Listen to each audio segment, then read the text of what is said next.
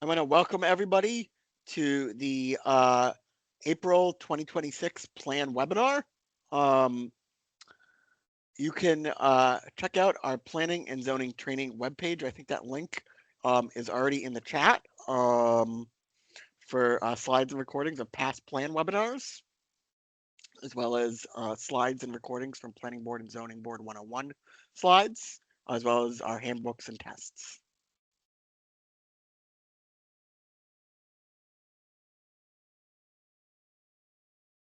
Sorry, we're having a snafu with some notes here. The title of today's webinar is Congratulations, you're a board member now. What's next? And for those of you that didn't read the description, the focus is definitely for newly appointed or elected planning board and zoning board members, but hopefully this will be a good brush up for all of you seasoned members as well. My name is Noah Hodgetts. I'm a principal planner in the Office of Planning and Development, and I'm joined by my colleague, Brendan McDowell, who's another principal planner here at OPD. We're going to take turns kind of going back and forth with today's plan webinar. As a reminder on how to use Microsoft Teams webinar controls, you should all have access to the chat. You can put your questions in the chat and we'll do the best to answer them, to answer your questions. We are going to probably save all questions till the end as we do have a lot of content to get through. So here's the agenda for today's webinar. We're going to start with kind of an introduction to our office, to OPD. Then we'll go through the purposes and definitions of zoning and planning, a little bit of a history of zoning, both across the country and in New Hampshire, a primer on kind of the most important RSA state statute references for New Hampshire land use law, then an introduction to New Hampshire land use boards, a review of board member responsibilities and how to be a good board member, and then we'll wrap up with some acronyms of kind of alphabet soup that are just good to know to get kind of more familiar with planner lingo. And then, like I said, we'll do Q&A at the end.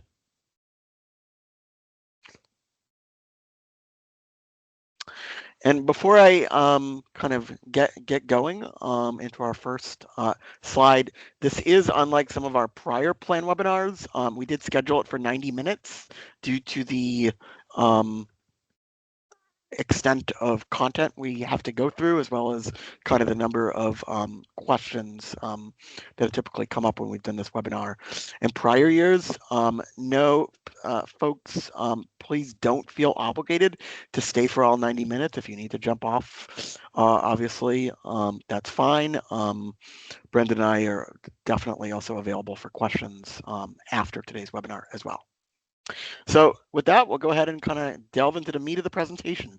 So the Office of Planning and Development, OPD, is the state planning office. And it was moved over from the Office of Planning, Office of Strategic Initiatives to here at the Department of Business and Economic Affairs back in 2021. So it's been over about 5 years now. And back in 2024, OPD was restructured into the new Division of Planning and Community Development, DPCD, here at BEA. And OPD has 4 main programs. The Municipal and Regional Planning Assistance Program, which my colleague Brendan is going to talk more about in a minute. The Floodplain Management Program, the State Data Center, which is our partnership with the U.S. Census Bureau, and the Geographic Information's GIS program.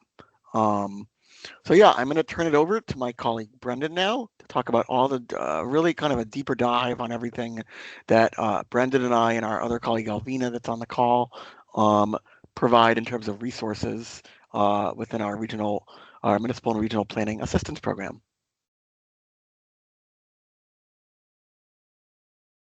All right, excellent. Thank you, Noah. Noah, Alvina, and I work mostly in the Municipal and Regional Planning Assistance Program that we call MRA. So we provide technical assistance to municipalities, including to planning and zoning board members and professional planners statewide, and are able to answer most planning and zoning related procedural questions based on state statute and many research questions, but we are not able to provide legal advice. So you're going to have to talk to your municipal council about that. So as a new board member, you are encouraged to participate in training materials and webinars as outlined in RSA 673:3-A, either through our office or other organizations and materials that provide training assistance. So the law was amended in 2022 and now says, in part, the Office of Planning and Development shall develop standard self-training materials and corresponding tests for zoning boards of adjustment and planning boards free of charge. So, and that's just what we do. So this slide, you can see we've got a bunch of different resources here. If you open the slides, these are all clickable, and they'll direct you directly to those parts of our website. So this is a summary of all of OPD's planning and zoning resources, which we will detail in the next few slides. And I'm going to start with these three resources right here, the planning and zoning handbooks. So the planning board in New Hampshire, a handbook for local officials outlines the organization, functions, and duties of planning boards in New Hampshire. We recently published an updated version which incorporates all legislative changes adopted in 2025. We have also created an optional 30-question test based on the contents of the Planning Board Handbook in compliance with RSA 673:3-A. There are two completion options, with or without a certificate. You need to score at least a 65% to pass. On this slide, you will see the links to the tests as well as the actual handbook as well.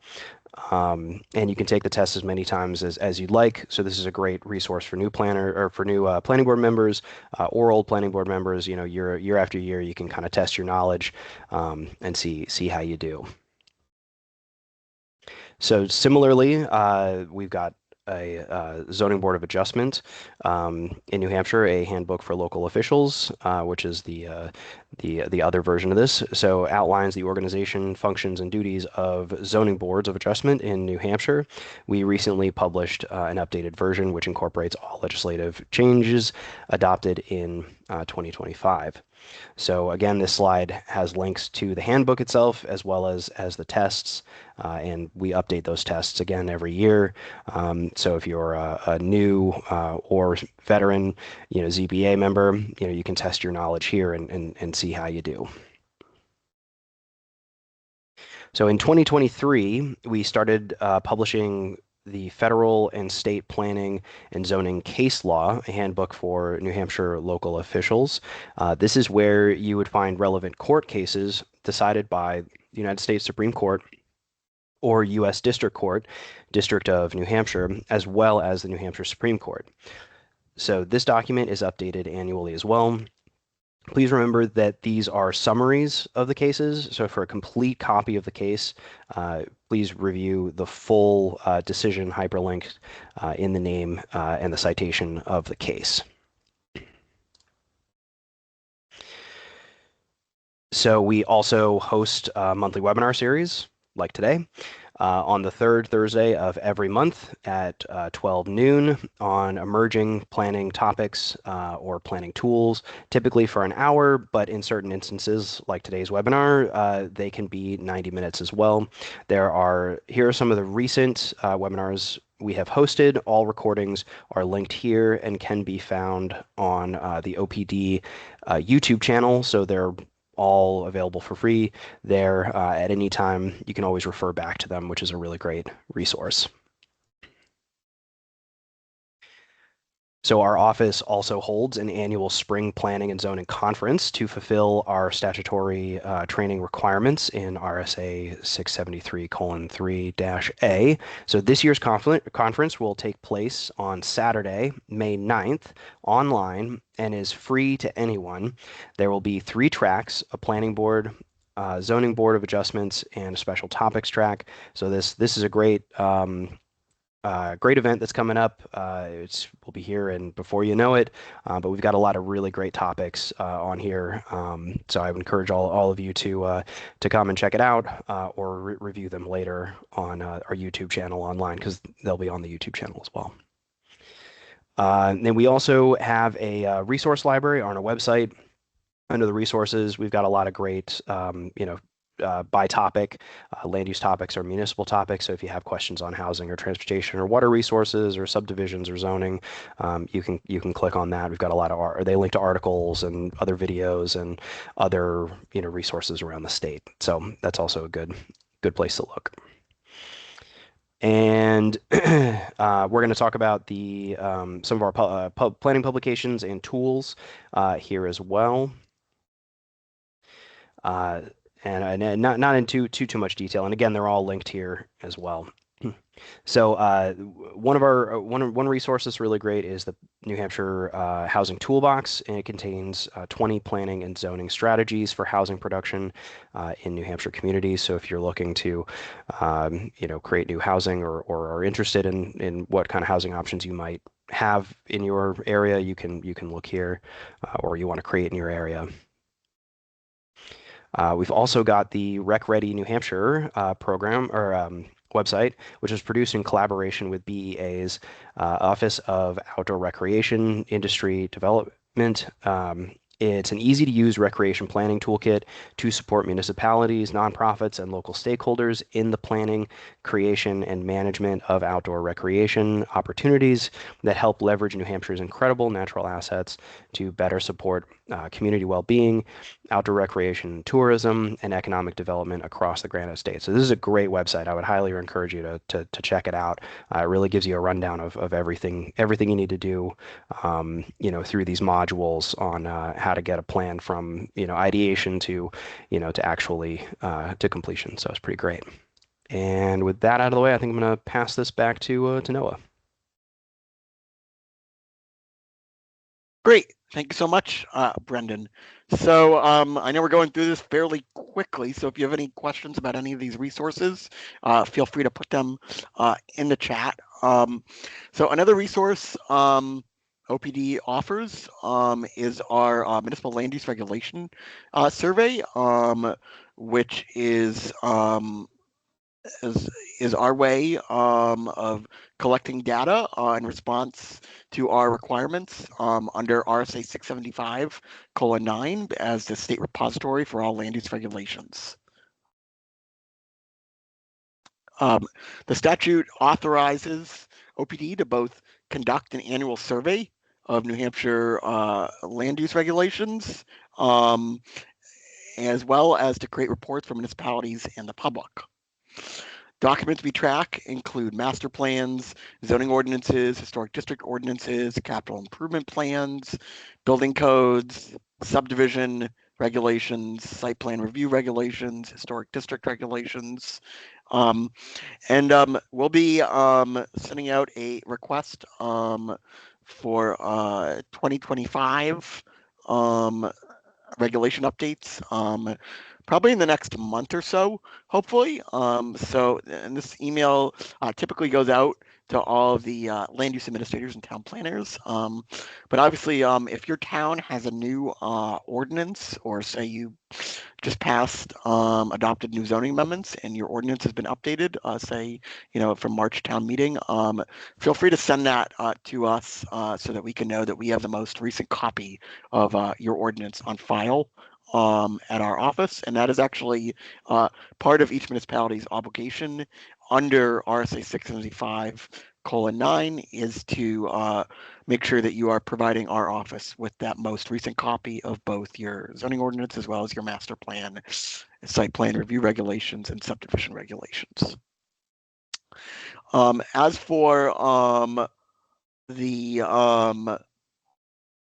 kind of survey results themselves. The survey is completed for the state's 234 municipalities, 9 village districts, which has zoning authority over 23 except sorry, as well as Coas County, which has zoning authority over 23 unincorporated places, and then Pease Development Authority, which is rather unique and has its own zoning authority over the Pease International Trade Port in Newington and Portsmouth on the seacoast. And on the right of the screen, you'll see links to a number of different results, including a summary of the survey results shown on the left, a summary article. And you'll notice, we kind of differ from year to year, kind of what we're highlighting. In the most recent survey results for 2024, we did kind of we included a list of a breakdown of how municipalities are lowering regulatory barriers to housing development through different types of zoning changes. Um, so I'd encourage folks to check all these different resources out. Like I said, there's also an interactive map. There's community by community snapshots. You can also download specific tables if, say, you're looking for a list of all the communities that have adopted tax increment financing, or you want to see a list of communities that have adopted cluster or open space subdivision ordinances. You can do that as well. Just a wealth of information provided on the Municipal Land Use Regulation Survey. So the next resource that we're going to talk about is planning and zoning legislation. And I'm already seeing a question in the chat kind of about that. Obviously, there have been a lot of RSA changes last year. There will be expect to be a number of more RSA state statute changes this year as well. And so our office tracks planning and zoning legislation throughout the year. We don't necessarily publish any kind of tracking document publicly during the year, but at the end of each legislative session, we then publish summaries of specific planning and zoning statute changes, such as last year with the new accessory dwelling unit law, the updates to RSA 674:71 to 73. We published a kind of summary of changes of what was in the prior statute and what has changed for communities to know what they needed to update. And then you also see the second link here, which I'll talk about in a second, to 2025 changes to planning and zoning statutes, a guide for municipalities. So due in part to because there was so many changes last year, we published a separate guide, changes to planning and zoning statutes in New Hampshire, which provides detailed guidance on 13 different laws which were enacted during the 2025 legislative session affecting planning boards and zoning boards. The guide contains detailed explanations in plain English, of each of these laws. And it also mentions kind of which statutes have been amended in each law and how that will affect planning boards and zoning boards. Okay. Keep the questions coming. These are great. We'll make sure to get to all of them at the end. So now, I believe now that we've kind of gotten through everything that OPD offers, again, I realize that was rather quick. I'm going to turn it back to Brendan to talk a bit about kind of outlining the differences between planning and zoning and where it got started. And then I'll come back in a few minutes to talk about kind of planning board and zoning board responsibilities. Yeah, so I think it's good to kind of go back a little bit in history and just sort of frame how we got here, why planning board and zoning boards exist. But first, let's begin with what is zoning, and what is planning. Often these terms are used interchangeably or separately or combined together as one. I wanted to mention, the slight differences and similarities in the two. So, so zoning is the legal process for regulating type, location, size, density, etc. of land uses through regulations and documents. And planning is the legal decision-making process in which communities' goals and objectives for deciding future uses of land are established through land use regulations and planning principles. So both zoning and planning regulations are community-based, meaning individual communities develop, create, and amend their own regulations to guide the future development of their communities. So the community decided they want to plan for the future development. In order to reach that goal, they adopted zoning ordinance and land use regulations for land use planning in their community. So both are uh, community based. So land use regulations would be zoning, site plan, subdivision, or excavations, etc. So land use regulations, generally speaking, the zoning ordinance and planning ordinances, i.e., subdivision and site plan regulations, are generally called land use regulations. The land use regulations are the local ordinances the community agreed to adopt to meet the goals and objectives of the community, which include the planning regulations. The implementation of the goals of the community that is based on the master plan, zoning ordinance, and the site plan and subdivision regulations are among the many planning among the many documents that the planning board is in charge of.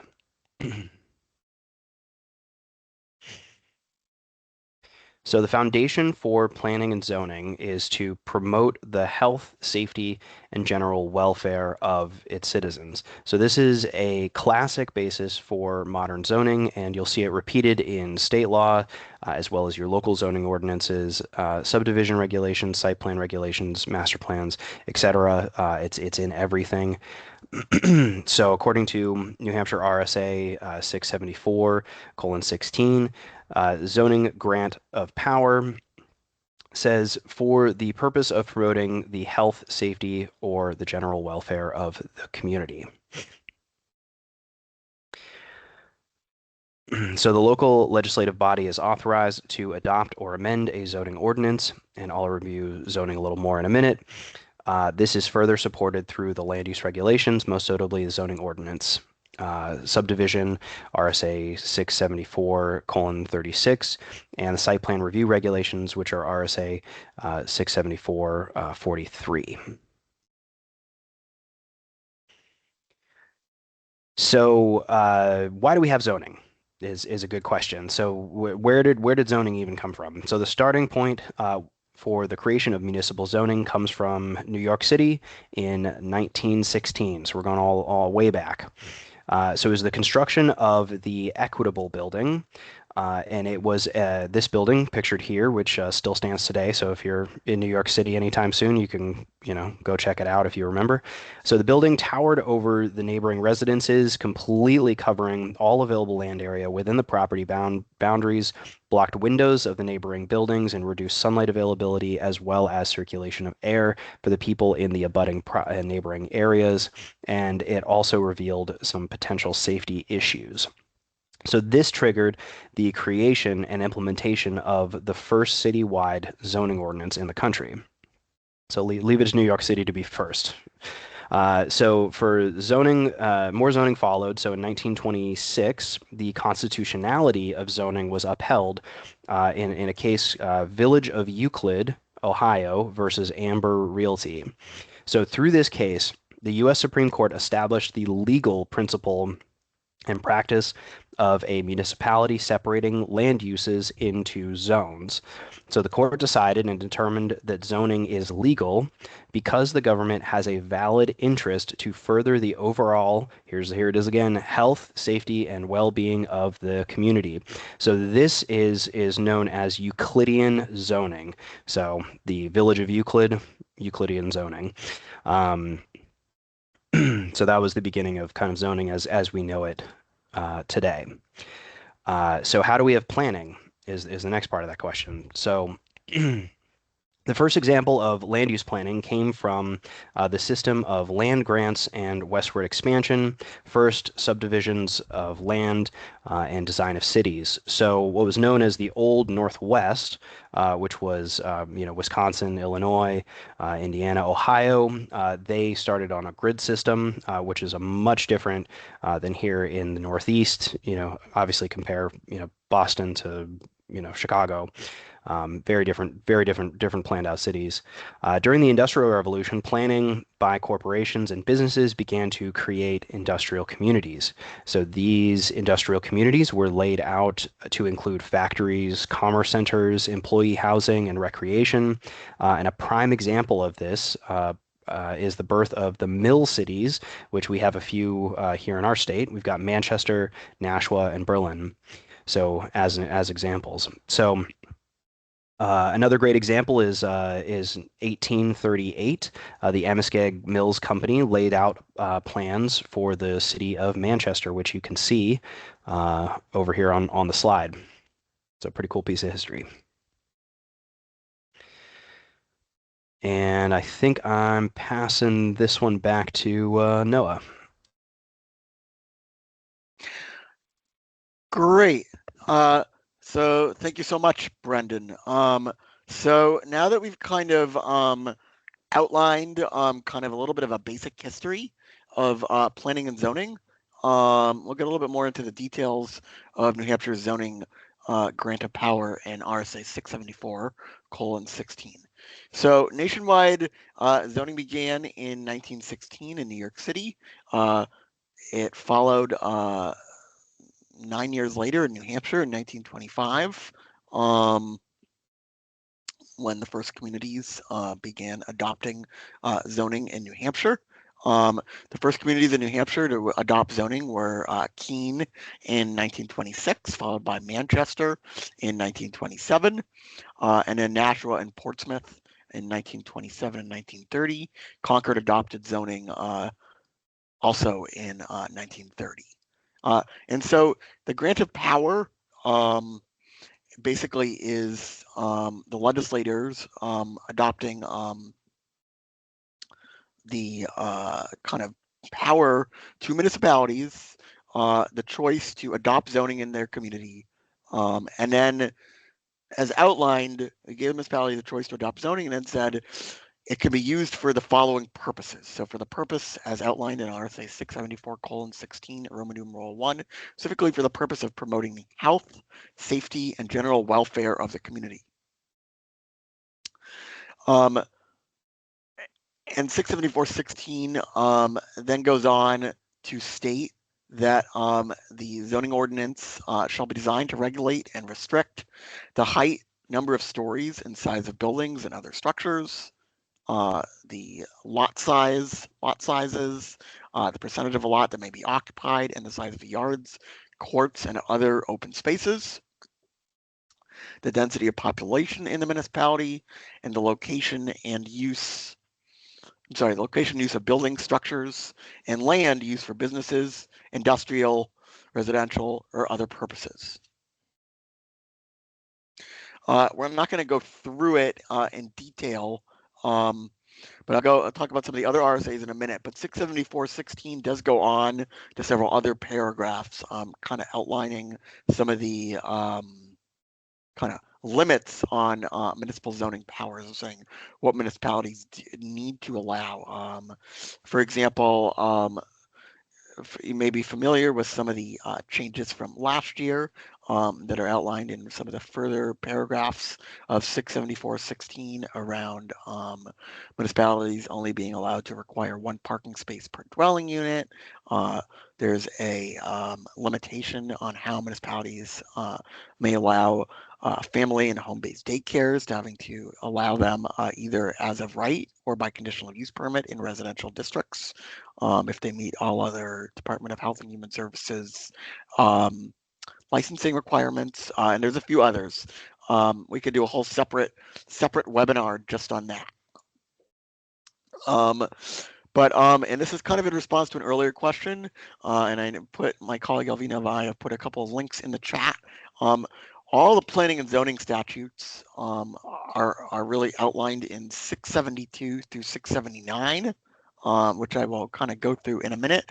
However, that's not to say that there may not be other RSAs outside of between what's in 672 to 679 that may be pertinent to planning and zoning. For example, there's a number of statutes in relating to municipalities in RSA 40 that can be relevant from time to time. There's other tools like tax increment financing that's very relevant to planning and zoning that lives in RSA 162K, for example. There's other tools like community revitalization incentive districts that are in RSA 79-E. So that's all to say that likely the bulk of what you need to know for planning and zoning is going to be found in RSA 672 to 679, but there are definitely exceptions to that as well. So after 674.16, the next kind of very next section of 674 674.17, which speaks to the purpose of zoning ordinances. I'm not going to read through all of this, but the zoning ordinance shall be designed to lessen congestion in the streets, to secure safety from fires, panic, and other dangers, to promote the health and the general welfare, as we talked about previously, provide adequate light and air, to prevent the overcrowding of land, to avoid undue concentration of population, to facilitate the adequate provision of transportation, solid waste facilities, water, sewer, schools, and I'll let you read the rest. It goes on and on. New Hampshire did have a challenge to the constitutionality of zoning in 1928, 1 year after Manchester adopted its initial zoning ordinance. It was challenged and heard in front of the New Hampshire Supreme Court in Sundin versus Rogers. And in that case, the plaintiffs argued that unsuccessfully that zoning is an unconstitutional infringement upon property rights and viewed as a taking. Um, but the New Hampshire Supreme Court disagreed and upheld the U.S. Supreme Court's decision in Euclid v. Ambler that stated the principle and practice of separating land uses into zones is legal and has a valid government interest and exercise in order to further the overall health and well-being of the community. Specifically in Sundin versus Rogers, the New Hampshire Supreme Court ruled in part, these general terms have already been held to include such regulations to promote the public health, safety, or morals, the comfort of the community, or the protection of property. Now, all that said, again, we're not going to go into a breakdown of kind of other cases, but as my colleague Brendan outlined earlier, the federal and state planning and zoning case law book does include some other cases which have where certain provisions of certain municipal zoning ordinances have been kind of tested. And in some limited cases, they have been struck down by the courts as kind of, especially where the municipality has not been able to successfully prove that there's a nexus between or link to that kind of, protection of health, safety, and welfare. So with that kind of initial zoning grant of power and what the purpose of zoning is, as a result, 226 jurisdictions in New Hampshire to date have adopted some kind of zoning, which includes 216 municipalities, as well as 10 village districts.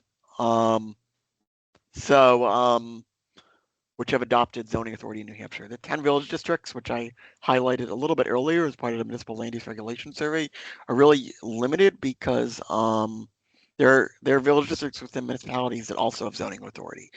In those cases, the municipality zoning authority essentially carved out from basically doesn't apply typically in those village districts within those municipalities, and in those village districts maintain zoning authority over their kind of little area of land that they control within a municipality. 18 municipalities also lack any kind of comprehensive zoning ordinance, um, including 6 with no type of zoning at all. There are, however, a number of municipalities which don't um, don't have a comprehensive zoning ordinance, but may have some other type of ordinance. So, for example, they may have a floodplain ordinance due to being a member of the National Flood Insurance Program, NFIP program, which our office also helps administer that program, or they may have another kind of zoning ordinance like a telecommunications ordinance. And this map on the right of your screen is showing the municipalities in kind of gray that don't have any comprehensive ordinance. The municipalities in light blue only have a floodplain ordinance. The municipalities in yellow um, only have are the unincorporated places that are of the jurisdiction of the Coast County Planning Board. And then the municipalities in purple have a floodplain ordinance or a telecommunications ordinance, and then all the communities in white have a zoning ordinance.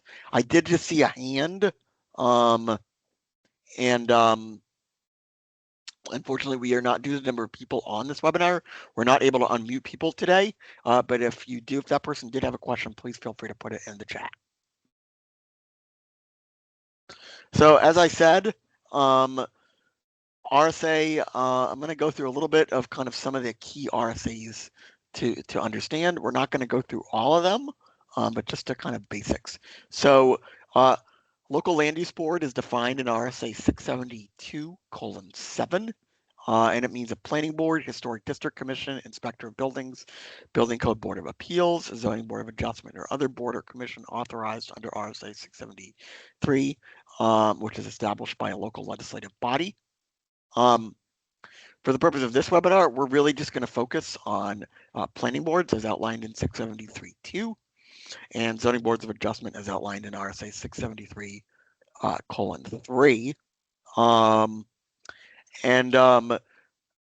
But there are some other commissions to be aware of, including heritage commissions outlined in 673:4-A, agriculture commissions as outlined in 673:4B, and housing commissions as outlined in 674:4C.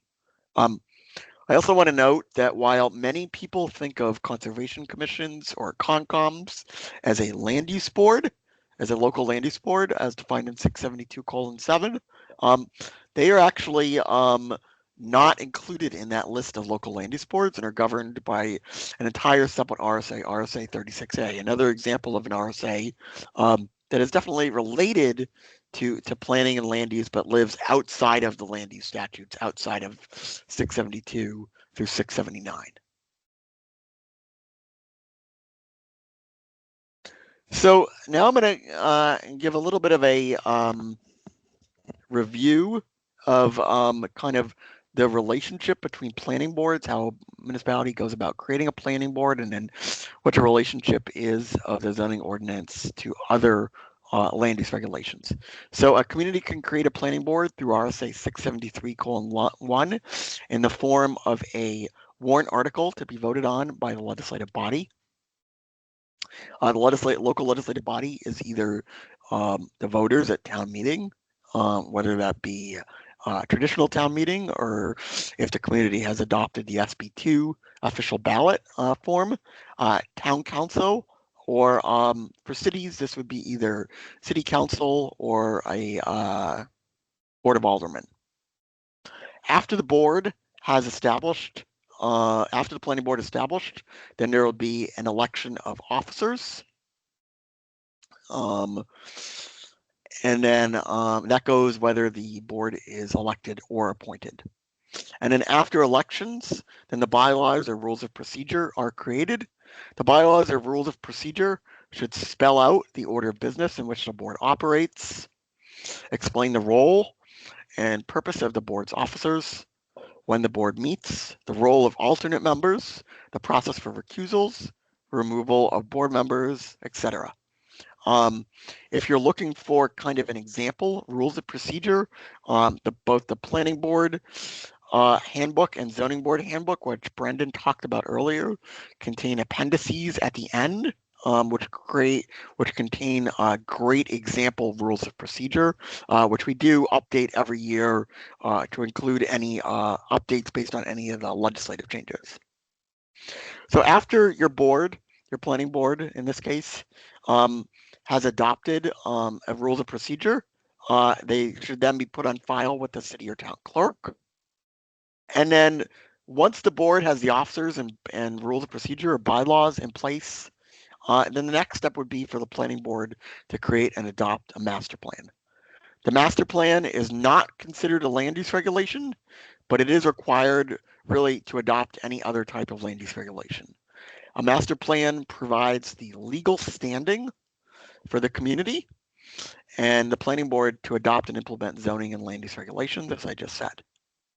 A master plan, like land use regulations, is meant to be community-based, meaning the community has shared their ideas and desires for how they want their community to grow and where and what types of development they want to see in their community. A master plan by New Hampshire law is required to have a vision chapter and a land use chapter. As some folks may be familiar, there's several other sections. There's like 15 other kind of optional sections a municipality may adopt, everything from recreation to conservation to housing to community facilities and transportation. However, those are all optional chapters. Again, not the focus really in detail of today's webinar, but we've certainly seen municipalities deviate from the list of enumerated master plan sections in the statute and adopt other sections. I would caution to be somewhat, this is certainly not a best practice as of today, as the statute today says municipality may adopt these certain sections. So, there have been unsuccessful efforts to try to amend the master plan statute to really create that kind of blanket allowance for municipalities to adopt any master plan section that they see fit. Say for a chapter on public health or a chapter on arts or a chapter on resiliency. However, that is not technically allowed by the master plan statute today. That said, there is also no enforcement procedure for kind of dinging or kind of any penalty for adopting a master plan section that might deviate from the list enumerated in statute. Hopefully that made sense. So after the planning board adopts the master plan, they can then begin working on creating the capital improvement program, the CIP, the zoning ordinance, as well as subdivision regulations. In each of these CIP, zoning ordinance, subdivision regulations, they all have to, though, be adopted that initial authority has to have been voted on or approved by the local legislative body. So the planning board can't just decide unilaterally that it's going to adopt a CIP, a zoning ordinance, or subdivision regulations. That authority has to have been delegated by the local legislative body to the planning board to do so. And this chart then shows the link between the master plan and the land use regulations, where you can't have one without the other. A couple of things to know. Municipality can't adopt the power to review site plans and to enact site plan review regulations without first having adopted subdivision regulations. Municipality also cannot adopt impact fees or growth management ordinances without having first adopted a capital improvement program. So now kind of going into the regulatory functions of planning board. So the planning board has two main functions, which are regulatory and non-regulatory. The most important function of the planning board, as we just said, is the creation and adoption and updating of a master plan. A little bit more detail from the previous slide. The goal of the master plan is to set down as clearly and practically as possible the best and most appropriate uses for the location for future development in the municipality. And it's also meant to be a tool to aid the planning board in designing ordinances that result in preserving and enhancing the unique quality of life in a municipality. And while the master plan is not a legally enforceable document, it is the legal basis, or as the RSA puts it, the legal standing for the community and the planning board to draft and implement zoning and land use regulations. So while the statute only recommends that the master plan be updated every 5 to 10 years, to the degree that your planning board has capacity to do so, a lot can change in 5 and especially 10 years. So we would encourage municipalities or planning boards to review their master plan more frequently, make sure that it's reflecting the kind of most recent current conditions of the municipality, make any changes they see fit. Even if even if it might mean that you're only adopting a chapter or 2 chapters every year, every other year. Um, and then we also encourage, while not stated in statute specifically, that when you do get to that time, typically in the summer or fall, when you're thinking about what changes to your zoning ordinance, what amendments you want to make to your zoning ordinance that you're going to put to the voters at town meeting the following spring, to look at kind of what do you have currently what's stated currently in your zoning ordinance? What is kind of currently top level, what is outlined in your master plan, and what amendments need to be made to the zoning ordinance to better implement the master plan? So some of the other statutes beyond the master plan statute, which is outlined in 674:2 through 4, is the statute governing zoning ordinances, which we talked about a little bit earlier, which that grant of power again is in 674:16. The zoning ordinance is the rule book for your community, and the planning board is in charge of proposing, like I just said, amendments to the zoning ordinance. Subdivision regulations, as outlined in RSA 674:36, 35, and 36, must be consistent with the goals of the master plan in order to prevent scattered and premature development and to address the proper coordination layout of streets, services, utilities, health, open space, etc. I will note uh, that subdivision regulations, and this also applies to site plan review regulations, unlike the zoning ordinance, only after that initial power for the planning board to have, as approved by the local legislative body, to adopt subdivision regulations, site plan review regulations, the planning board at any time it sees fit can go back and amend the subdivision regulations and site plan review regulations.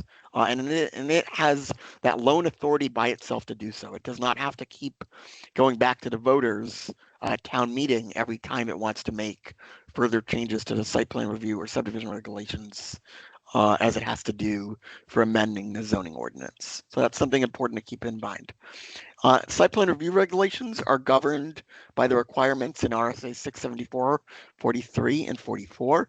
Site plan review typically applies to non-residential multifamily housing, uh, non-residential commercial development, as well as multifamily housing development of 3 units or more. Um, and it can also include change of use applications and condominiums. But again, only in municipalities that have first already adopted a zoning ordinance and a subdivision regulations can then adopt the power to review site plans. Uh, Capital improvement plans, as outlined in 674:5 through 8, is a planning and budgeting tool used by municipalities for the financing and purchase of municipal expenses over an extended period of time. Again, the legislative body votes on a warrant article to authorize the adoption of a capital improvement plan. Um, it then has to decide whether to have the planning delegate that authority for capital improvement plan to the planning board, or it can also delegate that to a separate capital improvement plan advisory committee, which is usually made up of a number members of the board of selectmen, as well as some members of the planning board. And then at the end of the day, that committee adopts a recommendation of how municipal capital facilities, anything from the playground to the fire station to town or city hall, and future improvements to those facilities or new facilities should be budgeted for. It's not an actual, doesn't have binding authority, but it can be a great tool for kind of budgeting in future years. So encourage folks to check that tool out as well. Uh, Growth management ordinances, as outlined in RSA 674-22, are definitely a less frequently used tool today, but definitely a tool that are good for planning boards to know about, that may regulate and control the timing of development. Um, they usually take the form of, say, if a municipality has issued a certain number of building permits um, within a certain time frame, usually over a 4 or 5 year period, or has increased the number of new housing units above a certain percent above, say, the total number of housing units in a decennial census year. So say above, say it could be we've increased housing units above 5% as reported from the 2020 census. Then essentially growth management ordinance would say, um, barring some other circumstances, the municipality is now not able to issue any additional building permits until that growth management ordinance is revisited. Um, and so this is kind of a way of when, especially, earlier when we were seeing runaway growth in the 70s and 80s for municipalities to kind of have additional tool to kind of create a limitation on growth. Impact fees are another tool um, which is one of the innovative land use controls. We're not going to talk in detail about the innovative land use control statute today, 674-21, but those are a lot of additional tools for municipalities, especially really planning boards to use, which go beyond kind of just your go beyond zoning. So things like includes tools like transfer of development rights, cluster development or open space ordinances, um, form-based codes. You'll find all of there's what I want to say 15 or so different innovative land use controls listed in 674-21. Um, Something important to note about the innovative land use control statute as well is that um, that is, unlike where I said previously, the master plan statute is limited to the sections that municipality adopt. The innovative land use control statute says municipality may adopt any of these innovative land use control statutes or any other tool as well that it sees fit for doing innovative planning and zoning in the community. So definitely another good statute, 674-21 to be familiar with.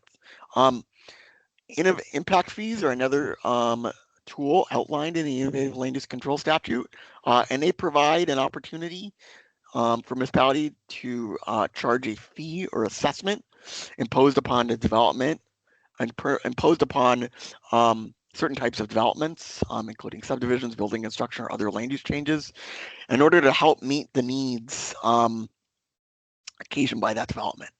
The community can assess a fee in order to either increase the utility capacity or expansion of, say, a school or library or a water or sewer line. And usually there's a community facility study.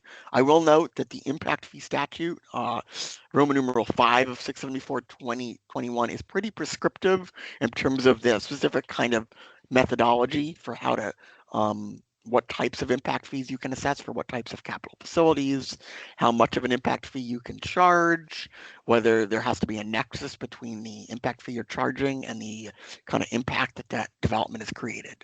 So it's certainly not kind of an open blank check from municipalities to charge whatever type of charge they want on new development. And then just two last statutes to know about are 155E, which is the earth excavation statute. The planning board is typically the regulator for earth excavations and for things like gravel pits. Um, they are in charge of adopting and amending excavation permits and enforcement of excavation sites. Most communities do have local earth excavation regulations on the books. If they don't, and this is one of those sections where there's also a number of state statutes in 155E that may also kick in as well.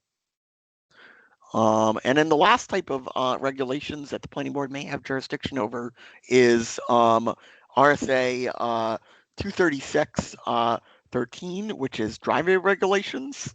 236.13 identifies the planning board as the body to retain jurisdiction over the adequacy and safety of every existing driveway, entrance, exit, and approach to a highway.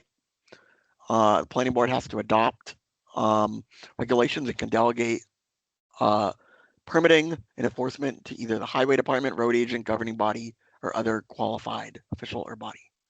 That was a lot. So those were all the regulatory functions of the planning board. We're now gonna move on to some of the non-regulatory functions where you'll be spending more of your day-to-day time actually reviewing applications. So part of the planning board's non-regulatory functions when reviewing subdivision and site plan regulations um, are that they have to kind of review those applications against some kind of set criteria. So, and those set criteria are laid out in the municipalities and the planning board's subdivision and site plan regulations adopted pursuant to 674-36 and 674-43. And 674-36 and 43, they contain some pretty specific kind of statutory procedural requirements for how they need to be adopted, including public notice, a public hearing, a vote by the, and then again, as I said earlier, the planning board votes to adopt those subdivision and site plan regulations, and then can amend them anytime they see fit without going back to the voters. We're not going to go through the entire kind of application review process today. However, I would encourage especially new planning board members to check out the plan webinar we did, I want to say in November, December. It was on one of the prior slides about reviewing applications and issuing decisions, which really is kind of a step-by-step process that goes through RSA 676:4, which is really a really great statute. I recommend all new planning members to get to know and be familiar with, which is really that kind of whole entire process, soup to nuts from start to finish, of what happens, what process the municipality should follow, and what the process the planning board should follow when it receives a new application. From even receiving, hearing that an applicant has interest in filing an application, to the actual formal submission of the application, determination of completeness, deliberation on that application, and then actually issuing that notice of decision. That again is really the subject of could be a whole nother hour just on that topic.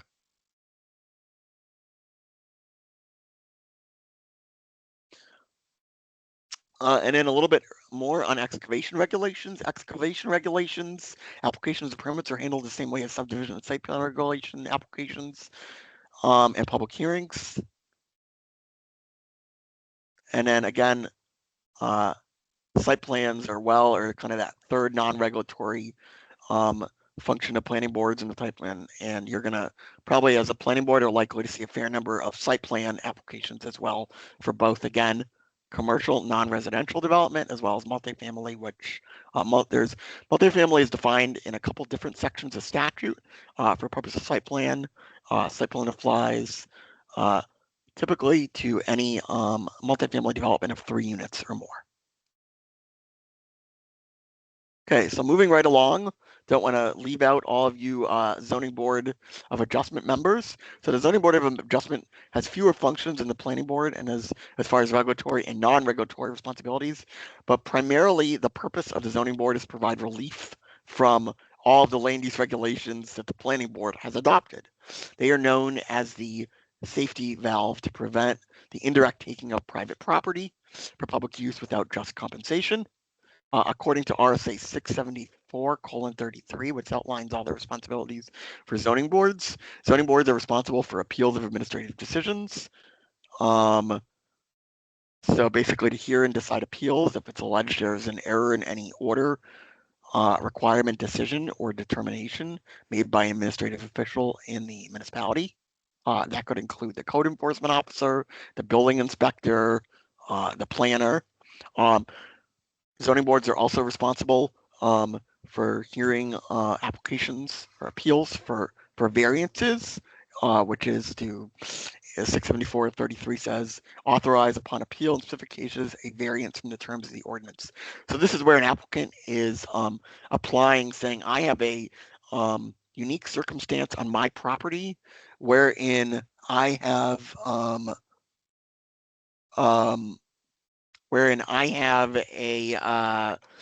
I am requesting some exception from some certain provision of the ordinance.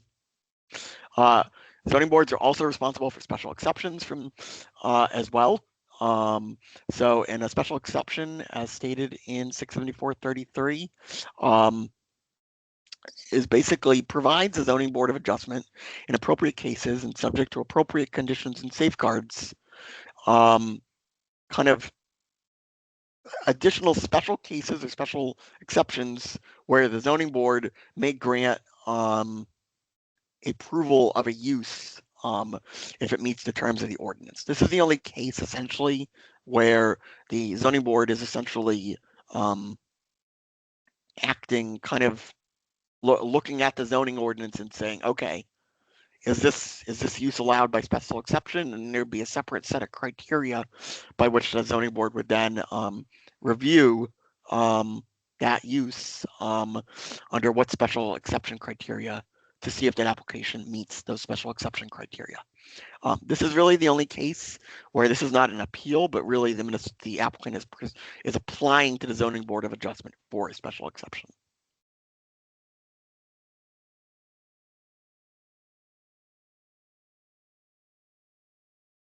And then I do want to note, though, that there is a difference between a special exception review, and like I said, in those criteria for special exceptions, versus what the criteria or regulations are for site plan review.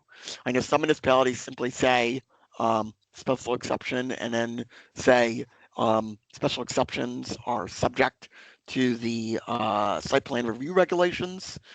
Um, it's not a hard and fast rule to not do that, but really technically, site special exception review should be held to specific separate standards in the zoning ordinance that the ZBA should address that are separate from the site plan review regulations, which are the subject of the planning board. And then two last responsibilities of the zoning board of adjustment are equitable waivers when a lot or other division of land or structure is discovered to be in violation of a physical layout or dimensional requirement imposed by a zoning ordinance. The ZBA shall, upon application by and with the burden of proof on the owner, grant an equitable waiver. And then finally is the request or motion for a rehearing, which says that from 30 days from any decision made by the zoning board of adjustment, the local legislative body, or the board of appeals in regard to its zoning, the selectmen, the selectmen, any party to the action or proceedings, or any person directly affected may apply for a rehearing in respect to any matter determined. So in effect, this means that um, in effect, this means that if an applicant doesn't like the decision, they can, or the aggrieved party, they can basically ask for the zoning board to hear that, rehear that case. The ZBA then can decide whether they feel there's sufficient ground for rehearing or not.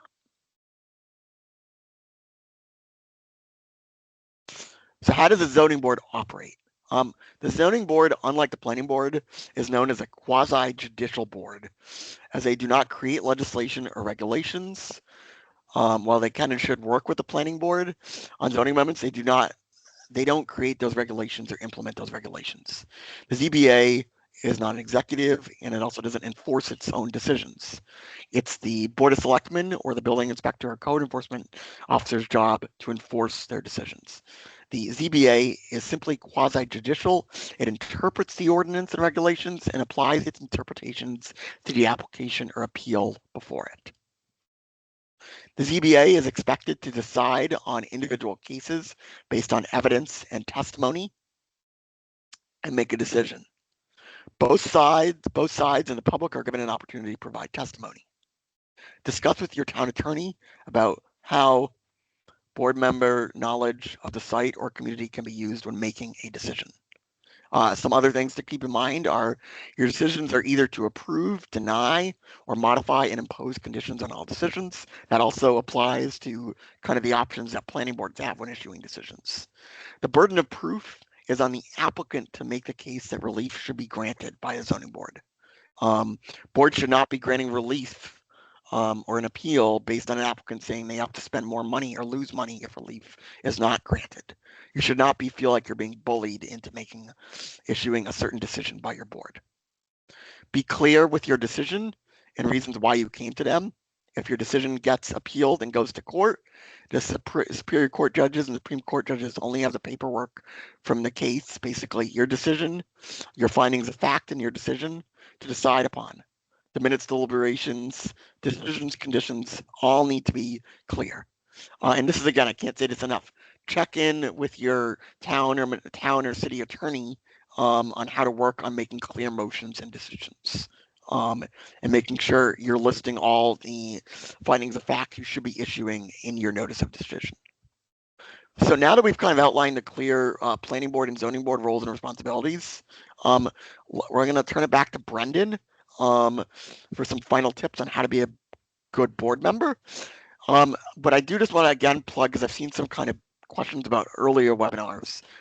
We're going to go into a lot more detail about planning board and zoning board roles and responsibilities in the process during our May 9th conference. So if you're not already registered, I would highly recommend you all register for our May 9th Spring Planning Board and Zoning Board Conference. There's going to be a whole day track for planning board members, an entire track for zoning board members, and then a third track for special topics.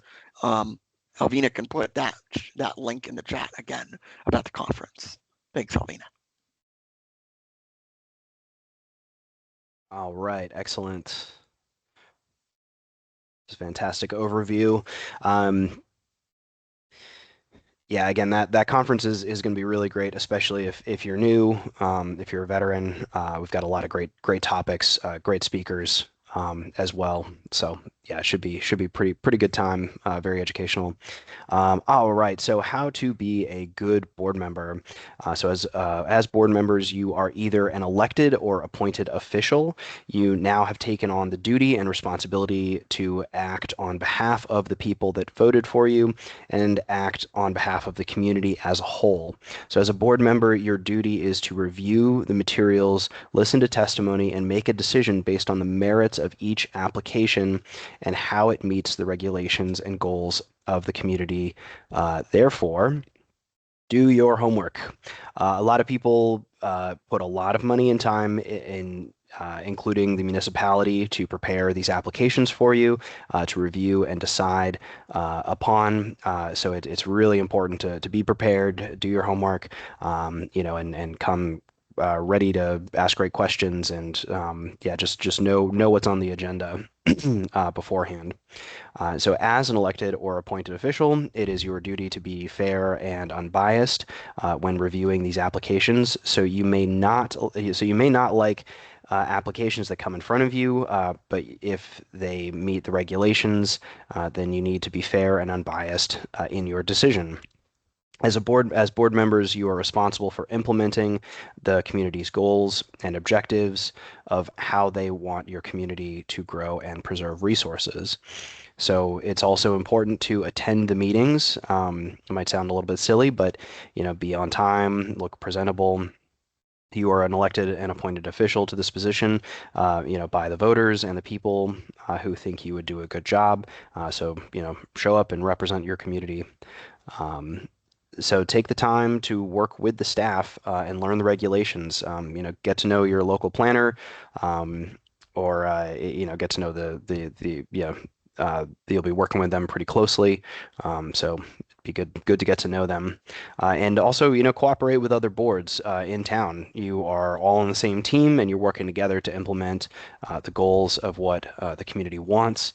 And lastly, here, be respectful generally, to the public, to your fellow board members, to the process. There's no place for being disruptive at the meetings.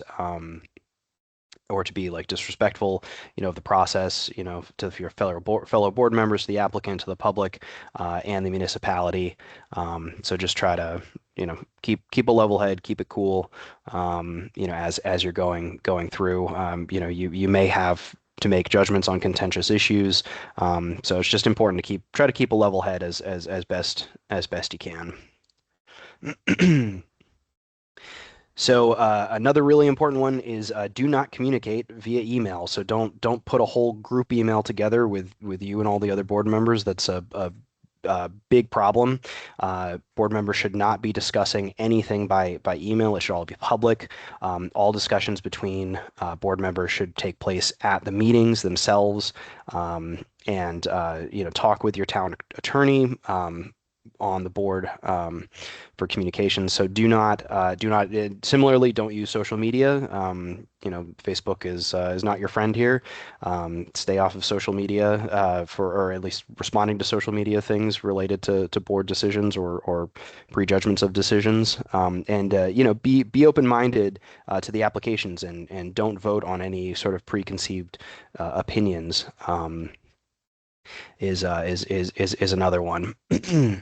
So another important thing is as well is it's important not to abstain from voting on an application. I know maybe if being a new board member and you're not quite sure going into it, but you are an elected and appointed official, and it is your responsibility to the people who voted you in there, or appointed you that you represent, as well as the municipality to make decisions on their behalf.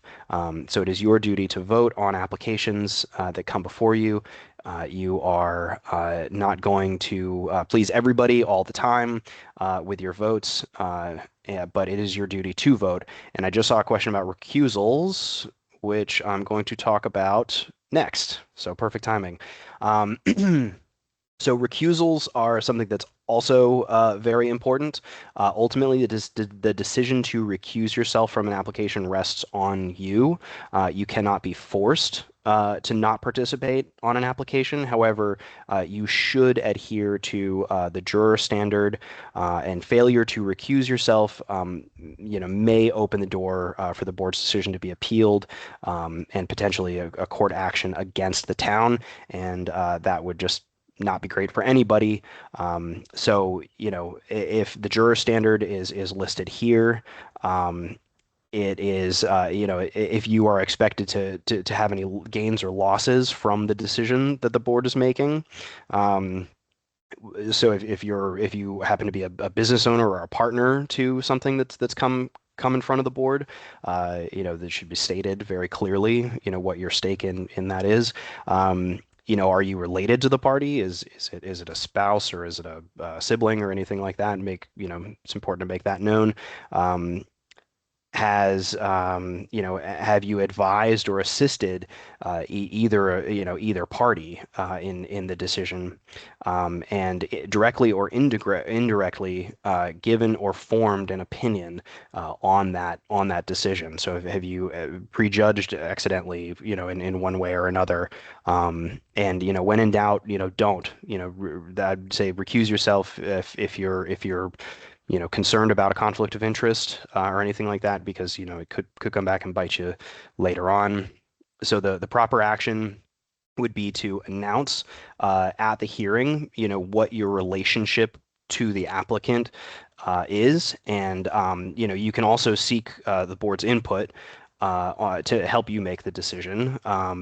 And really, it's the perception of you need to be transparent, and that's really the key principle to follow as a board member. And so again, when in doubt, don't state very clearly what you believe your conflict of interest is. Say that you're recusing yourself, remove yourself from the board, and sit off to the side, and hopefully you have an alternate member there to step in for you. But again, transparency is key here. Don't hold things to your chest. You gotta, this is pretty important. So moving on, if you've probably figured out by now, but we have a lot of acronyms. which are an abbreviation to the form of formed from the initial letters of other words and pronounced as a word. In planning in general and government in general, there's a lot of acronyms. So we thought we'd introduce you to a couple of the most common. There's a whole list of these. We're only including a few, so in the interest of time, we're not going to go through all of these, but some really important ones. AICP is the American Institute of Certified Planners. So that's a professional planning certification that planners can get from. The third one down is the American Planning Association, APA. Um, so that's a great resource that you can check out. And they often publish articles and they have their own trainings and things like that. And that's a national group. Jumping back up, ADUs is something that hopefully you all have know what an ADU is. At this point, there's been a lot of conversations about ADUs in this industry at the moment. So accessory dwelling unit is what that is. We've talked about capital improvement plans, CIPs, conditional use permits, CUPs. We've also got development of regional impact, economic revitalization zone, et cetera. We could go on and on and on. Spend the rest of the time talking about that. Also worth mentioning, there's a lot of federal acronyms as well as state acronyms that would be good to brush up on. Hopefully you all are aware of the EPA and FEMA, Environmental Protection Agency, Federal Emergency Management Agency. Noah's touched on the NFIP program that's that is housed here in our office. So then that's the National Flood Insurance Program. You've got the FHWA, Federal Highway Administration, Stormwater Protection Plan for state. Some common state agencies that you'll likely see would be DES, Department of Environmental Services, DOT, Department of Transportation, and DRA, Department of Revenue Administration.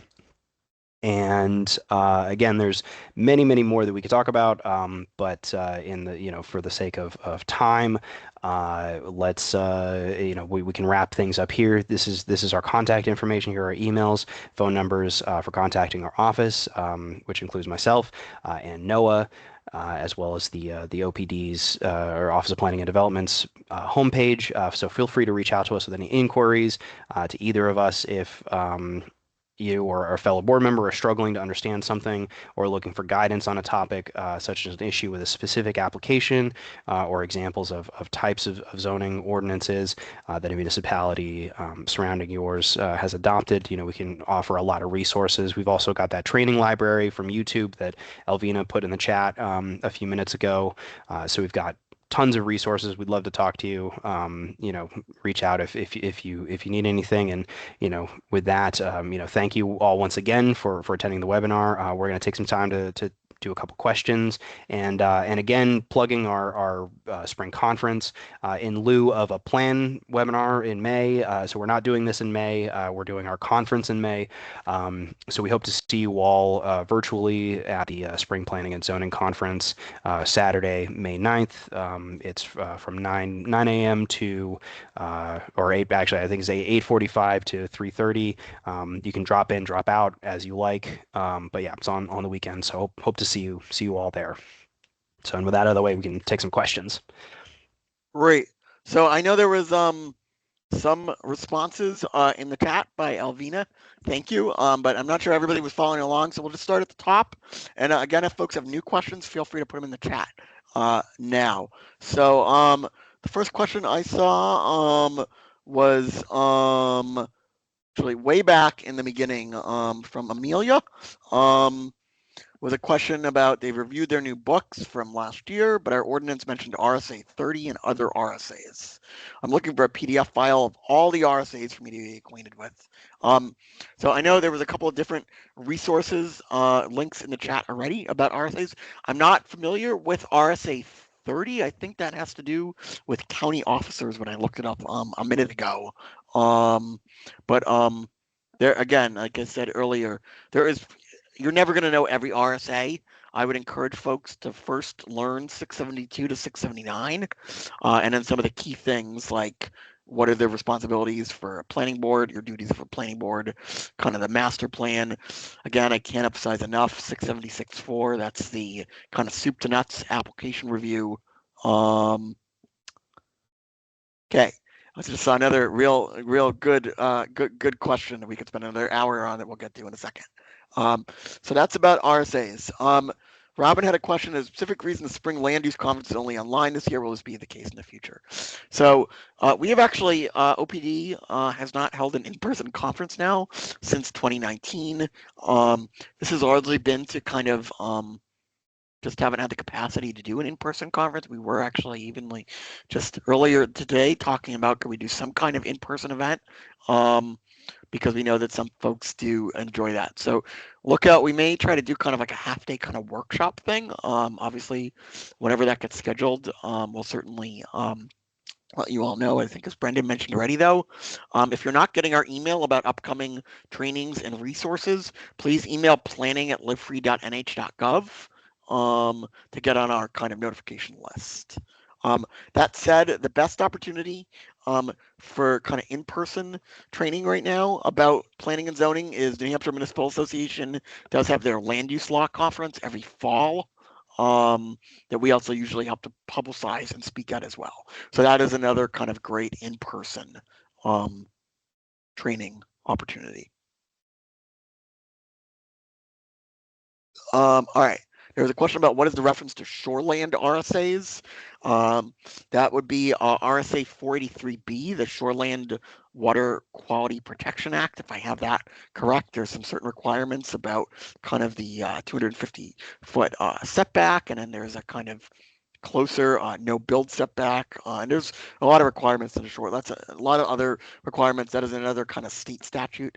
As I said earlier, there's a number of state statutes which prescribe certain kind of preemptions or would otherwise override local zoning requirements.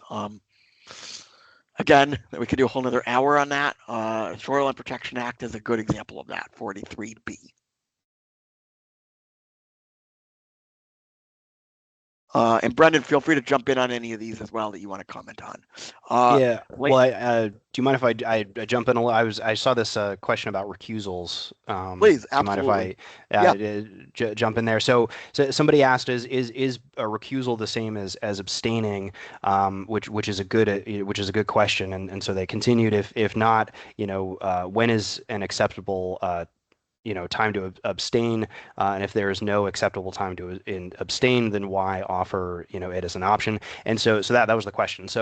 Um, so recusals and abstaining are two different things. So abstaining would be sort of just being like, oh, I don't know, I didn't read I didn't read it well enough, or I'm just not gonna I'm not gonna vote on this, or I don't have an opinion, so I'm not gonna vote. While a recusal is that you have a vested interest in some way, or a relationship with the applicant, who that you're sitting on a board to judge, and to make a decision on, and they are, they're related to you. Maybe they're a brother or a spouse or something like that, or you, it's the company that you have stock in, or that you're, a part owner to, or something like that. And so there are definitely reasons why you would want to recuse yourself, because that would, potentially open up the town for for legal troubles later on, because somebody could make an issue of that. And yeah, so it wouldn't be great for the town to be sued for that reason. And again, there's oftentimes alternates as well to the planning board and the zoning board. And so, when you recuse yourself, I mean, you might want to talk, make sure an alternate is there or something, but to step back, and hopefully there's somebody to kind of step in there too. So it's hopefully that explained sort of the difference between abstaining, you saying I'm not going to judge on this, versus a recusal, which is like, hey, I'm related to the applicant. This is how we're related, or this is how I benefit financially from this decision, one way or the other. And so therefore, I'm going to step aside and let the alternate, come in and vote. So yeah, I don't know if Noah, do Great. you have any additions to Nope, that? that was great. So there was another question about when I was talking about CIPs, capital improvement programs, could be delegated to a committee. So yes, and whether that initial authorization still has to come from a warrant article. Yes, the initial authorization still has to come from the warrant article from the legislative body at town meeting, and then that initial kind of authorization is also going to have that kind of stipulation of um, is the planning board getting that power to do the capital improvement plan on their own, or is the authority vested in some other capital improvement advisory committee? Hopefully that answers that one. All right, moving on. Yes, I think Elvina did. There was a question about, I mentioned the chat, a webinar about kind of issuing decisions and the decision-making process for applications. Yes, my apologies. I had the wrong month in my head. It was December, not November. So Elvina did put the link to that recording in the chat.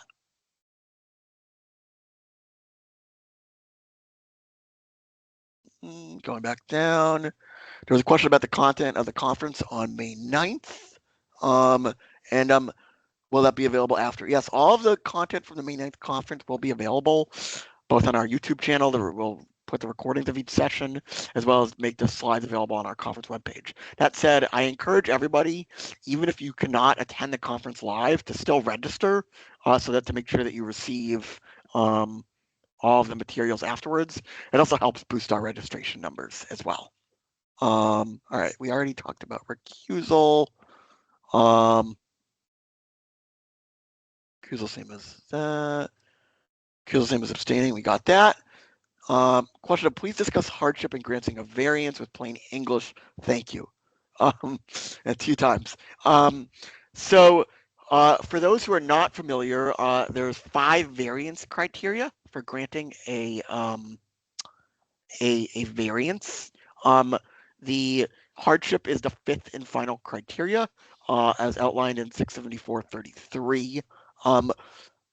I'm going to partially punt on this question, Donnie, and say that there is, I would certainly read the statute and then say one of the Zoning Board of Adjustment sessions at our conference on the Zoning Board of Adjustment tracks is going to go into kind of a really deep kind of understanding of how a ZBA should kind of uh, make a determination on hardship, what the case law says about hardship. Um, so I'm not gonna, for the sake of time, not gonna go through a whole kind of detailed kind of examination here. But really, it comes down to, is there unique circumstances, characteristics of a property um, that make it impossible for a applicant to comply with the conditions of the ordinance that necessitate kind of a variance being granted due to some hardship, if that makes sense. There's additional language in the statute, but that's the kind of really simple version. The statute also kind of does outline some tests for determining for a zoning board kind of weighing whether it should grant a hardship or not, that I'd again outlined in 674-33 that I'd suggest you check out. Thank you for clarifying. I think when abstaining is acceptable. So I would generally say, I would really discourage abstaining from an application as a member. Unless you have a reason that you need to recuse yourself, you should be voting on an application. Even if it's a controversial application, where you have to kind of put your thumb on the scale and say, I either approve or disapprove of this application, and it may be controversial in town. You have been elected or appointed as a member to review these applications and to vote on them. Just because an application is controversial or you don't have, you might want to avoid conflict, is not a reason alone to abstain and not vote. As Brendan said, if you have some financial interest or you have a family member that has a financial interest that you could somehow possibly financially benefit from an application, obviously that's a reason to recuse and not vote on an application. Or if you're otherwise involved in some other kind of relationship to the application, obviously there might be a reason. But just abstaining alone because you don't want to put your thumb on the scale on voting on an application, I would really highly recommend against. I've been going to the planning board meeting since 1982 as a land surveyor. The opinion of my board is to not give advice to developer as it could cause a future lawsuit if the advice does not work out. If there are two ways of doing something, we do not choose our preferences. We do not choose our preference. I strongly disagree with that. Um, so I do think I do understand that. This kind of goes back to the burden of proof is on the applicant to make the case and to figure out kind of what lane and what option they want to pursue. Um, some boards do this more than others. Some boards will definitely kind of say, we recommend doing X, Y, Z. If you're going to do that, though, it's usually best be done before the applicant has actually formally filed their application. So there's certainly opportunities for that.